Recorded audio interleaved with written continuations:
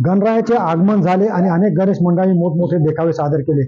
मात्र या गणेश मंडळांच्या देखाव्या व्यतिरिक्त इगतपुरी येथील शिवगोरीचा राजा धार परिवार ज्याला म्हणतात, त्या धार परिवाराने त्या शिवप्रताप जो आहे तो हा देखावा सादर केलेला आहे। शिवप्रताप देखाव्यासहित शंभूराजांचा जो राज्याभिषेक आहे तो सुद्धा देखावा यांनी सादर केलेला आहे।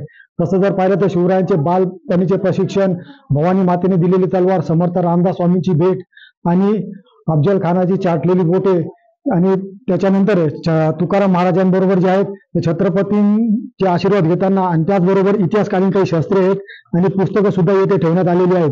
त्याचबरोबर जो आहे शंभूराजांचा जो देखावा आहे, राज्याभिषेक जेव्हा शंभूराजांचा राज्याभिषेक झाला त्या राज्याभिषेकाचा हा जो पूर्ण देखावा आहे हा येथील धार पवार परिवाराने साकारलेला आहे।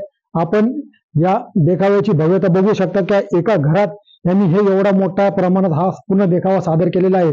बाल्कनीत उभे राहून हे राज्याभिषेकाचा आनंद घेताना मातोश्री असेल किंवा त्यांच्या ज्या भार्या असतील त्या सुद्धा इथे दाखवलेल्या आहेत। आणि हा पूर्ण देखावा तयार करण्यासाठी यांना किती दिवस लागले आपण विचारून घेऊया। ताई, काय सांगशील, एकूण किती दिवस लागले देखावा सादर करायला? आम्हाला हा सर्व देखावा उभा करण्यासाठी, तयार करण्यासाठी एकूण 45 दिवस लागले। 45 दिवस लागले। ही थीम कशी डोक्यात आली? म्हणजे आता आपण सध्या बघत गेलो की मागच्या वर्षी सुद्धा संभाजी महाराजांचा एक पिक्चर आलेला, त्यात पण अशी त्यांची इच्छा होती की एक जो इतिहास आपला लुप्त होतोय महाराजांचा, तो इतिहास आपल्या लोकांपर्यंत पोहोचला गेला पाहिजे। आम्ही असाच विचार केला की आज जे सण वार सगळे साजरे होते ते फक्त आणि फक्त आपल्या महाराजांमुळे होत आहे।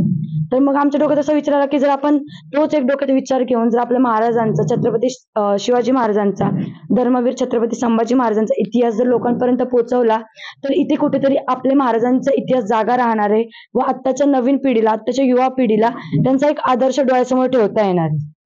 पाहिलं, खरंच ही जी तरुण पिढी आहे या तरुण पिढीने 45 दिवसात हा देखावा सादरलेला आहे आणि येणाऱ्या जी तरुण पिढी आहे त्या तरुण पिढीसाठी नक्कीच एक चांगला संदेश या माध्यमातून देण्यात आलेला आहे। शैलेश पुरोहित, TV9 मराठी, इगतपुरी।